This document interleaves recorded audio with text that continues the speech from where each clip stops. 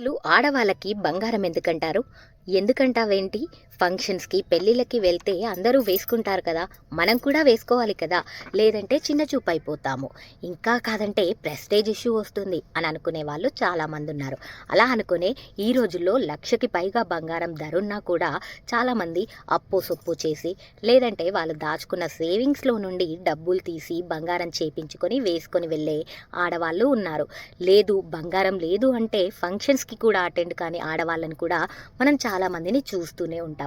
మరైతే ఇలాంటి జంజాటాలకేవీ పోకుండా ఉత్తరాఖండ్ గర్వాన్‌లోని గ్రామంలో 3 నగలు మాత్రమే ధరించి పెళ్ళిళ్ళకి రావాలి. లేదంటే 50,000కి పైగా జరిమానా విధిస్తామనే రూల్ పెట్టారట. అయితే ఆ 3 నగలు కూడా ఒకటి ముక్కు పుడక, 2 చెవి కమ్మలు, అలాగే మూడవది మంగళసూత్రం. ఈ 3 కంటే ఎక్కువగా ధరించి ఆడవాళ్ళు పెళ్ళిళ్ళకొస్తే వాళ్ళకి 50,000 రూపాయల జరిమానా విధిస్తాము. అలాగే దీంతో పాటు మద్యం ఎవరైనా సరఫరా చేసినా లేదంటే మద్యాన్ని స్వీకరించినా కూడా వారికి కూడా 50,000 జరిమానాతో పాటుగా సామాజిక బహిష్కరణ కూడా విధిస్తామంటున్నారు. చాలా బాగుంది కదా! అయితే ఈ నిర్ణయాన్ని చాలామంది స్వాగతిస్తున్నారు. మరికొందరు విమర్శిస్తున్నారు.